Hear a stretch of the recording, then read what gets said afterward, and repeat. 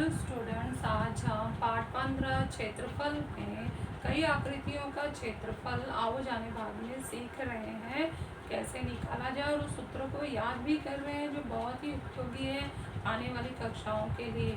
इससे पहले सात्विक में हम वर्ग और आयत और समकोण त्रिभुज और त्रिभुज का क्षेत्रफल जिसमें लंब दिया हो हम पढ़ चुके हैं। आओ जाने में हम अभी समांतर चतुर्भुज इसके पिछले वीडियो में देखे, समचतुर्भुज का भी हम देख लिए हैं, समलंब चतुर्भुज का भी क्षेत्रफल निकालना सीख लिए हैं।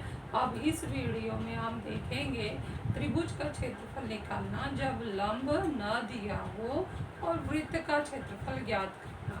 तो चलो हम पहले देखते हैं त्रिभुज का क्षेत्रफल जब लंब न दिया हो। ये लंब का निशान है, लंब न दिया हो, लंब नहीं है तो इसका मतलब आधार और ऊंचाई नहीं है। आधार और ऊंचाई को लेकर ही त्रिभुज का क्षेत्रफल बनता है। या दो भुजाएं जब समकोण बनाती हैं तब क्षेत्रफल बनता है। तो जब लंब ही नहीं है तो त्रिभुज का क्षेत्रफल कैसे ज्ञात करें? ऐसी परिस्थिति में हैरो गणितज्ञ ने इन त्रिभुजों का क्षेत्रफल ज्ञात करने का सूत्र बनाया और इसे हैरो का सूत्र कहते हैं। एरिया ऑफ त्रिभुज एबीसी या कोई भी त्रिभुज का क्षेत्रफल बराबर होगा वर्गमूल में कर्णी के अंदर एस जो सूत्र में लिया गया है संकेत एस, पहले कोष्टक में एस माइनस ए, दूसरे कोष्टक में एस माइनस बी, तीसरे कोष्टक में एस माइनस सी। कोष्टक बारी बारी से बंद किया गया है। एस माइनस ए का बंद कोष्टक है, एस माइनस बी का बंद कोष्टक है, एस माइनस सी का बंद कोष्टक है। गुणों में एक एस को अकेला लिया गया है जहाँ एस क्या है ए धन बी धन सी बटे 2। ए बी सी क्या है त्रिभुज की भुजाएं हैं। त्रिभुज की तीनों भुजाओं के योगफल को हम परिमिति कहते हैं। तो ए धन बी धन सी की जगह पे अगर परिमिति लिख दें तो हो जाएगा परिमिति बटे 2, अर्थात परिमिति का आधा अर्थात अर्ध परिमिति। तो इसको नाम दिया गया है त्रिभुज का अर्ध परिमिति। तो पहले जब भी तुम्हें इस तरह से अगर हमें त्रिभुज दिया है और तीनों भुजाओं का मान दिया है तो सबसे पहले तुम्हें हैरो का सूत्र लगाने के लिए ये एस का फॉर्मूला निकालना होगा। एस का फॉर्मूला से अर्ध परिमिति ज्ञात करना होगा। जब एस आ जाएगा तो उसको वर्गमूल में ये सूत्र लिखकर एस का मान लिखते हुए और तीनों भुजाओं का मान लिखते हुए इस तरह से उसको घटाते हुए और गुणा करते हुए हम त्रिभुज का क्षेत्रफल का सूत्र ज्ञात कर सकते हैं। तो इस तरह से ये दो इम्पोर्टेंट सूत्र हैं इस वीडियो में जो आप लोगों को ये भी याद करके सुनाना है। तो ये हमारा दो छोटे से सूत्र हो गए। हम नेक्स्ट अब आखिरी भाग पर चल रहे हैं, वृत्त का क्षेत्रफल ज्ञात करना। बच्चों इसमें आपको एक एक्टिविटी करनी है। आपको मार्बल पेपर या गोटी पेपर जो कहते हैं वो ले लेना है और कोई उचित त्रिज्या का 2 सेंटीमीटर हो या 1.5 सेंटीमीटर ये त्रिज्या लेकर आपको वृत्त बना लेना है। वृत्त बनाना सभी को आता है, लेकिन आप वृत्त कितने बनाएंगे? तो आप 3 वृत्त बनाएंगे। तीनों वृत्त का कहाँ उपयोग होगा? जब हम ये कृति को इस तरह से व्हाइट पेज पे चिपकाएंगे तो एक वृत्त, तीनों भी वृत्त एक ही त्रिज्या के हो, यानी समान त्रिज्या के 3 सर्वांगसम वृत्त बनाने हैं। तो एक वृत्त हम यहाँ चिपका देंगे, दूसरे वृत्त को इस तरह से काट के फिर चिपकाएंगे और तीसरे वृत्त के जो कटे हुए भाग को ऐसे आड़े तिरछा रखते हुए एक त्रिभुज का जो है आधार नीचे तो दूसरा त्रिभुज का आधार ऊपर, आगे पीछे अल्टरनेट रखना है। मतलब अगर हम त्रिभुज का नुकीला हिस्सा एक ऊपर रख रहे हैं तो दूसरा नुकीला हिस्सा नीचे, फिर नुकीला हिस्सा ऊपर, फिर नीचे, ऊपर नीचे। अगर हम त्रिभुज के नुकीले सिरे को देख लें तो ये सारे टुकड़े जब इकट्ठा हो जाएंगे तो एक नुकीला सिरा ऊपर, दूसरा उठाएंगे नुकीला सिरा नीचे। इस तरह से थोड़ा सा अंतर देते हुए ये आप लोगों को इस तरह से चिपकाना है। तो सबसे पहले क्या करोगे, त्रिभुज जब बना लोगे तो उस पर कई व्यास केंद्र से जाते हुए खींचना है। जितना तुम्हें त्रिभुज के टुकड़े तुम आसानी से काट सकते हो। जैसे ही हमने व्यास खींचे यहाँ पर छोटे छोटे त्रिभुज बन चुके हैं। तो जितना हम ज़्यादा व्यास खींचेंगे उतने पतले पतले त्रिभुज बनेंगे। लेकिन बच्चों जो तुम आसानी से काट सको उतने ही व्यास खींचो, उतने ही मोटाई का त्रिभुज यहाँ बनाओ। अगर ज़्यादा खींच भी लिए तो बहुत पतले पतले त्रिभुज बन जाएंगे और उसको काटना आसान नहीं होता है। इसलिए इस तरह की मोटाई का आप त्रिभुज बन जाएगा तो उतने ही व्यास खींचना है। जब व्यास खींच लिया और यह त्रिभुज बन गए तो उसको फिर काटना शुरू कर देना है। तो पहला वृत्त हमने चिपका दिया, दूसरे वृत्त को हमने काटा, तीसरे वृत्त को भी काटा है। तो जब दूसरे वृत्त को काटा तो उसको इस तरह से पेज पर चिपका देना है। केंद्र बिंदु बनाकर यहाँ पर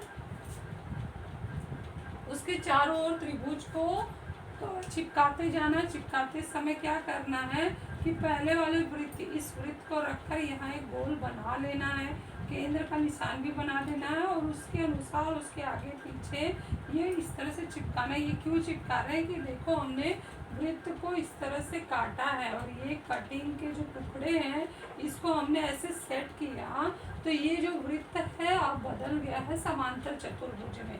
तो इस एक्टिविटी पे दिखाने के लिए हमने ये एक रखा है। तो इसलिए आप लोगों को 3 वृत्त, जिसमें से एक वृत्त यहाँ चिपका देना है, उसका जो सर्कल है, उसका जो आकार है यहाँ रख कर बना लेना है और फिर उसके बाद चिपका देना है। फिर जो तुम टुकड़े कई व्यास बनाकर त्रिभुजाकार टुकड़े काटोगे तो एक वृत्त के सारे टुकड़े आपको इसमें ऐसे गोल में सेट कर देना है। उसके बाद दूसरे वृत्त के कटे हुए टुकड़े को, त्रिभुजाकार टुकड़े को नुकीला हिस्सा ऊपर, नुकीला हिस्सा नीचे, नुकीला हिस्सा ऊपर, नुकीला हिस्सा नीचे त्रिभुज का ऐसे लगाते जाना है। अल्टरनेट लगाते जाइए जब तक सारे त्रिभुजाकार टुकड़े खत्म नहीं हो जाते। जब ऐसे आप लगा लोगे तो देखोगे कि ये जो आकार ले रहा है वो चतुर्भुज का किस प्रकार का आकार ले रहा है, समांतर चतुर्भुज। तो मतलब हमारा ये जो वृत्त है ना, वृत्त से अब किस पे बदल गया, ये पहले यहाँ पे वृत्त है, अब ये आकार किस में बदल गया है, समांतर चतुर्भुज में।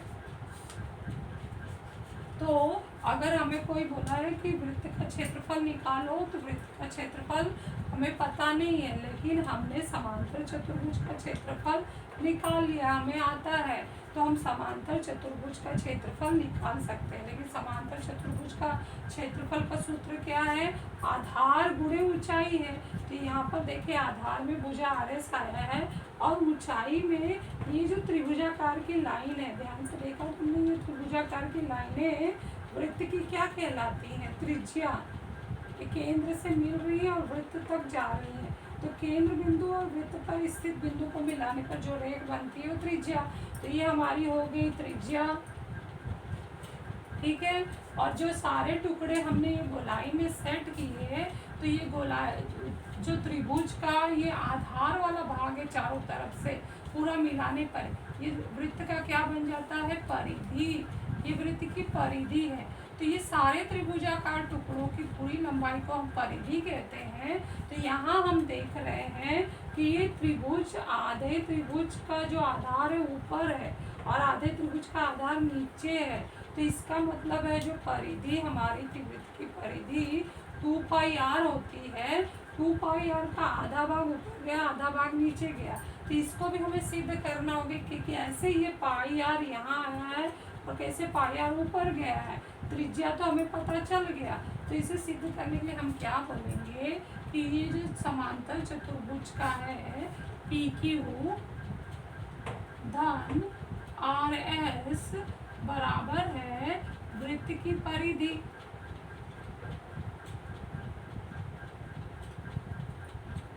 लेकिन PQ, परंतु हम यहाँ नीचे क्या लिखेंगे कि समांतर चतुर्भुज की समूह भुजाएं सर्वांग होती हैं। तो PQ बराबर RS हो गया, तो इसलिए PQ की जगह पे RS डाल देते हैं। RS धन RS बराबर है वृत्त की परिधि क्या होती है, 2πr हम पढ़े हैं।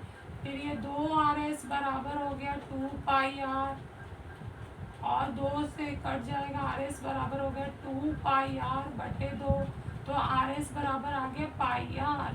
देखा हमने निकाल लिया, RS का मान क्या आ गया, πr। तो RS हमारा क्या था, आधार था, और ये हमारा ऊंचाई है, समांतर चतुर्भुज का क्षेत्रफल में। तो जो हम निकालेंगे ये आधार गुणे ऊंचाई, तो क्यू आर निकालेंगे, तो आर है वृत्त की त्रिज्या। तो इस तरह से हम वृत्त का क्षेत्रफल बराबर करेंगे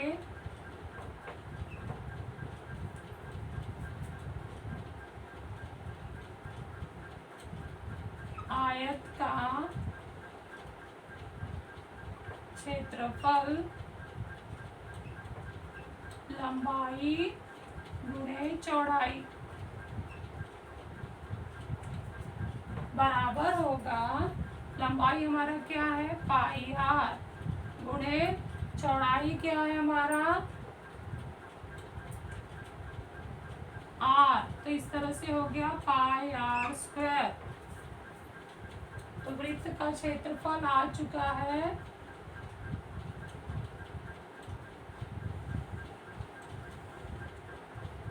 अगर हम ये वृत्त, जो वृत्त में हमने त्रिभुज बनाए हैं, ये अगर त्रिभुज बहुत मोटे मोटे बन जाए तो वो जो आकार चतुर्भुज का देते हैं वो समांतर दिखने लगता है, थोड़ा सा तिरछा हो जाता है। और यही त्रिभुज अगर हम बहुत ही पतले पतले काटे और लगाए तो ये लाइन हमारी एकदम सीधी बनती है और देखने में हमें ये कैसे लगता है आयत का।